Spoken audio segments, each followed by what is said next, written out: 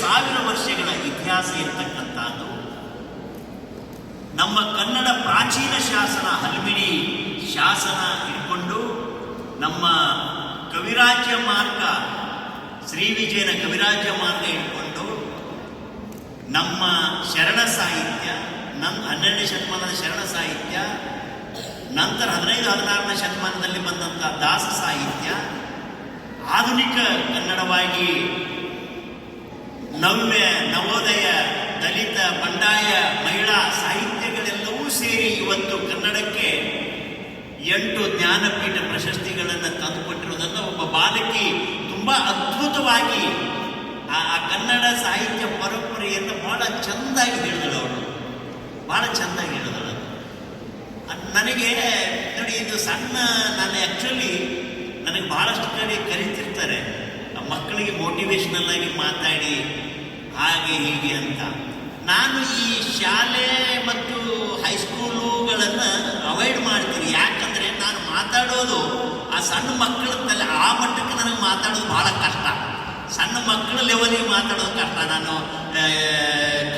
College, university ಮಟ್ಟದಲ್ಲಿ ಬೇರೆ ಬೇರೆ ವಿಷಯಗಳ ಬಗ್ಗೆ ಮಾತಾಡ್ತೇನೆ ನಾನು. ಆದರೆ ಈ ಮಕ್ಕಳಿಗೆ ಮಾತಾಡೋದು ಕಷ್ಟ ಅಂತ ನಾನು ಹೋಗೋದನ್ನು ಅವಾಯ್ಡ್ ಮಾಡ್ತೇನೆ.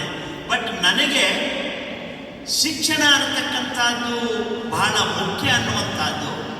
ಜಗತ್ತಿನಲ್ಲಿಯೇ 156 ದೇಶಕ್ಕಿಂತಲೂ ಹೆಚ್ಚು ಇರುವ ಕ್ರೈಸ್ತ ಧರ್ಮ ಯಾಕೆ ಜಗತ್ತನ್ನು ಆವರಿಸಿಕೊಂಡಿದೆ ಆಗೋದಾದ್ರೆ, ಎಲ್ಲರನ್ನು ಪ್ರೀತಿಸುವ, ಎಲ್ಲರನ್ನು ಒಳಗೊಳ್ಳುವ, ಎಲ್ಲ ಕಲೆ, ಸಾಹಿತ್ಯ, ನಡೆ, ನುಡಿ, ಗುಣ, ಸ್ವಭಾವಗಳಲ್ಲಿ ಆವರಿಸಿಕೊಳ್ಳುವ ಗುಣ ಇರೋದ್ರಿಂದನೇ, ವಿಶೇಷವಾಗಿ ಸೇವಾ ಮನೋಭಾವ ಇರೋದ್ರಿಂದಲೇ ಈ ಧರ್ಮ ಈ ನಮ್ಮ ಕನ್ನಡ ನಾಡಿನಲ್ಲಿಯೂ ಕೂಡ ಪಸರಿಸಿ ಕನ್ನಡವನ್ನು ಕಟ್ಟೋದಕ್ಕೆ ಬಹಳ ಕೆಲಸ ಮಾಡ್ತು ಅಂತ ನಾನು ಬಹಳ ಪ್ರೀತಿಯಿಂದ ಹೇಳೋಕೆ ಇಷ್ಟಪಡ್ತೇನೆ.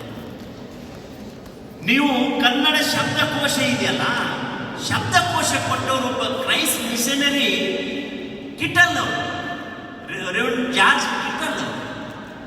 ಈ ಕನ್ನಡ ಶಾಸನಗಳ ಬಗ್ಗೆ ಕೆಲಸ ಮಾಡಿದವರು ಯಾರು? ಎಲ್ ರೈಸ್ ಅವರು. ಒಬ್ಬ ಕ್ರೈಸ್ಟ್ ಮಿಷನರಿ. ನನಗೆ ಇಲ್ಲಿಯೂ ಇಬ್ಬರು ಕೂತಿದ್ದಾರೆ. ಬಹಳ ಅದ್ಭುತ ನೋಡಿ. ಈ ಸಂಸ್ಥೆಯ ಮುಖ್ಯಸ್ಥರುಗಳು, ಪ್ರಾಂಶುಪಾಲರುಗಳು ಅಥವಾ ಆಡಳಿತಾಧಿಕಾರಿಗಳು, ಉಪ ಪ್ರಾಂಶುಪಾಲರುಗಳು, ಅವರೆಲ್ಲರೂ ಪಾದ್ರಿಗಳೇ ಆಗಿರ್ತಾರೆ.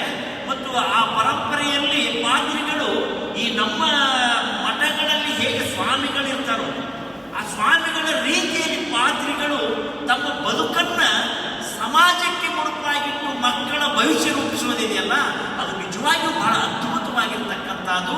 ಈ ಪರಂಪರೆ ಕನ್ನಡ ನಾಡಿನಲ್ಲಿ ಲಿಂಗಾಯತ ಸಂಪ್ರದಾಯದಲ್ಲಿ ಕೂಡ ಈ ಪರಂಪರೆ ಇದೆ.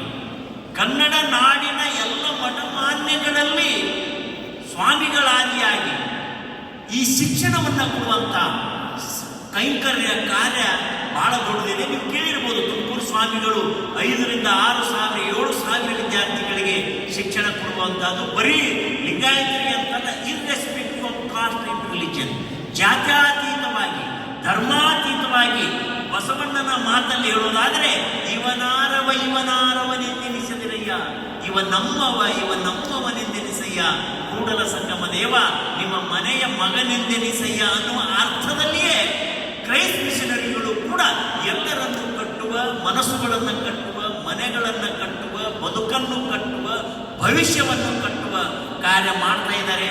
ಈ ಪರಂಪರೆಯಲ್ಲಿ ಈ ಥರದ ಪ್ರಯತ್ನಗಳು ನಮ್ಮ ಕನ್ನಡ ನಾಡಿನಲ್ಲಿ, ಅವರು ಹೇಳಿದ್ರು ಎಷ್ಟೋ ಇಡೀ ದೇಶದ ತುಂಬ ಈ ಸಂಸ್ಥೆ 900 ಚಿಲ್ಲರೆ ಎಷ್ಟೋ ಸಂಸ್ಥೆಗಳಿದೆ, 3 ವಿಶ್ವವಿದ್ಯಾನಿಲಯಗಳಿದೆ. ಬರೀ ಬೆಂಗಳೂರಿನಲ್ಲಿಯೇ 3 ಲಕ್ಷ ವಿದ್ಯಾರ್ಥಿಗಳು ಇಷ್ಟು ಶಿಸ್ತುಬದ್ಧ ಶಿಕ್ಷಣ ಪಡಿತಾರೆ ಅನ್ನುವಂಥದ್ದು ನಿಜವಾಗಿಯೂ ಬಹಳ ದೊಡ್ಡ ಉಪಕಾರ ಕನ್ನಡಕ್ಕೆ ನೀವು ಮಾಡ್ತಾ ಇದ್ದೀರಿ ಅಂತ ನಾನೊಬ್ಬ ಕನ್ನಡ ವಿದ್ಯಾರ್ಥಿಯಾಗಿ ಈ